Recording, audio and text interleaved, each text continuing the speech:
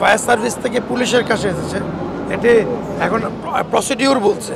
Procedure অর্থটা হচ্ছে building মালিক নিবে, তারপরে উনি বুঝবে।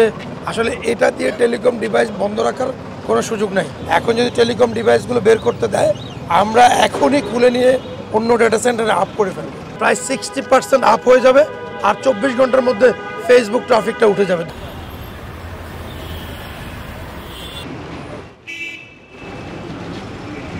যত দ্রুত পাওয়ার দেওয়া যাবে ডেটা সেন্টারে, তত দ্রুতই আপ করা সম্ভব।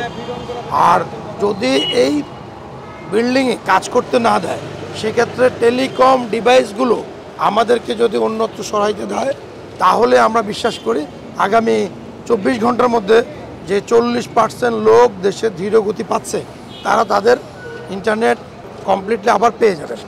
এখন তো ফায়ার সার্ভিস থেকে পুলিশের কাছে এসেছে। এটি এখন প্রসিডিউর বলছে। প্রসিডিউর অর্থটা হচ্ছে বিল্ডিং মালিক নিবে, তারপরে উনি বুঝবে। আসলে এটা দিয়ে টেলিকম ডিভাইস বন্ধ রাখার কোনো সুযোগ নাই। আপনাদের মাধ্যমে আমরা এখানকার স্থানীয় পুলিশ প্রশাসন অথবা বিল্ডিং মালিককে অনুরোধ করব, আপনারা হয় এখানকে আমাদেরকে পাওয়ার দেওয়ার সুযোগ দেন, অথবা টেলিকম ডিভাইসগুলো আমরা যেন বের করে অন্য জায়গায় প্রতিস্থাপনের মাধ্যমে বাংলাদেশের যে 40% জনগণ আজকে ইন্টারনেট থেকে দূরে রয়েছে। আপনি জানেন, অন্ন বস্ত্র বাসস্থানের পরেই কিন্তু ইন্টারনেট আজকে মৌলিক অধিকার।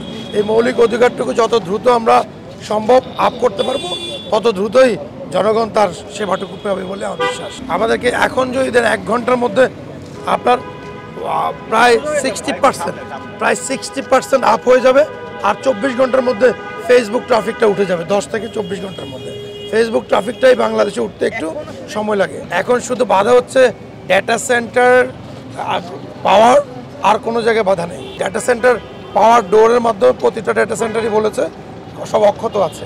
যদি ওনারা এখানে আপ করতে না দিতে চায়, এখন যদি টেলিকম ডিভাইসগুলো বের করতে দেয়, আমরা এখনই খুলে নিয়ে অন্য ডেটা সেন্টারে আপ করে ফেলব।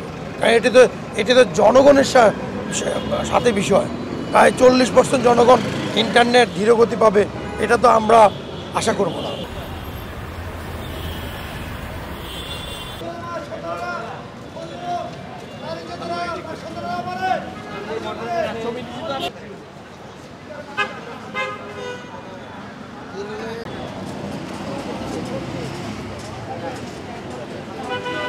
সংবাদ, ফিচার ও অনুষ্ঠানের জন্য ভিজিট করুন সংবাদ প্রকাশের ওয়েবসাইট এবং যুক্ত থাকুন ফেসবুক পেজ ও ইউটিউব চ্যানেলের সঙ্গে।